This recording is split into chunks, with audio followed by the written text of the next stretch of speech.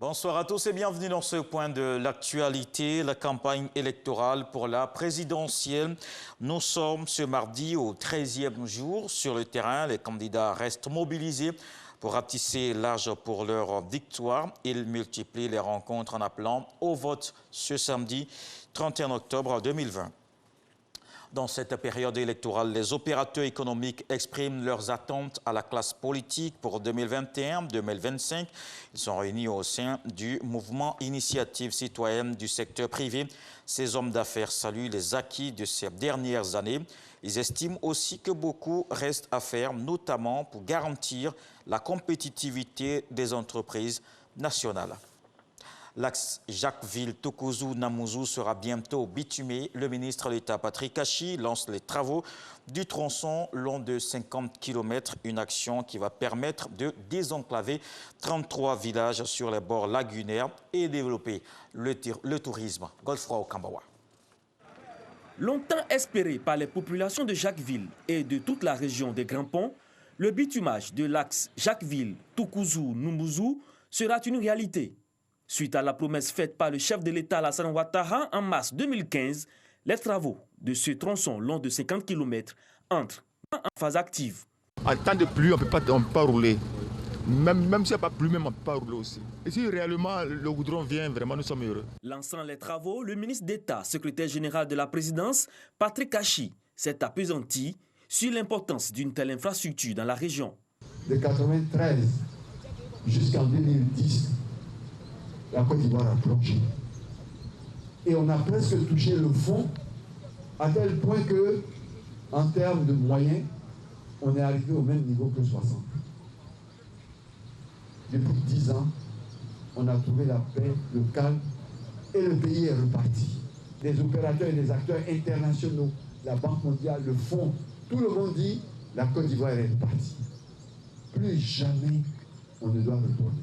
Au cours de ce lancement, les autorités coutumières et administratives de Jacquesville ont traduit leur gratitude au chef de l'État pour ses actions de développement. Des initiatives qui viennent impulser le développement économique et touristique de cette région. L'axe Jacquesville-Toukouzou-Namuzou permettra de désenclaver 33 villages lagunaires.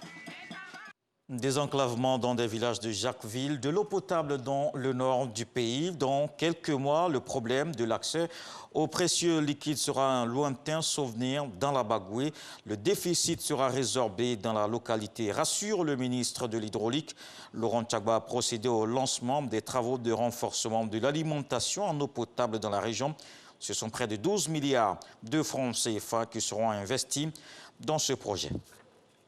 Un autre secteur social qui bouge, allons à Grand-Bassam. Le centre de santé rural Dominique Ouattara de Vitré 2, entièrement rénové et équipé.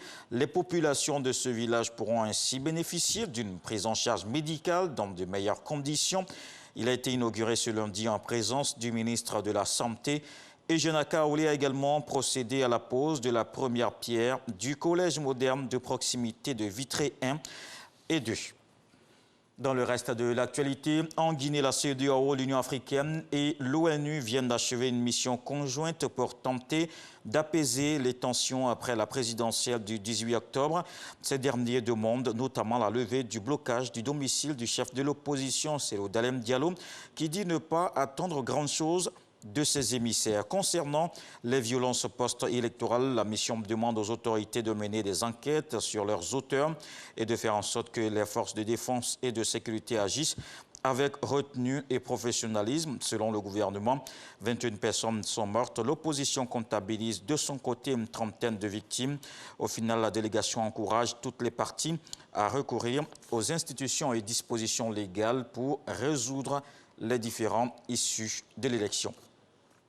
Critiques, boycotts et manifestations contre la France se poursuivent dans plusieurs pays musulmans.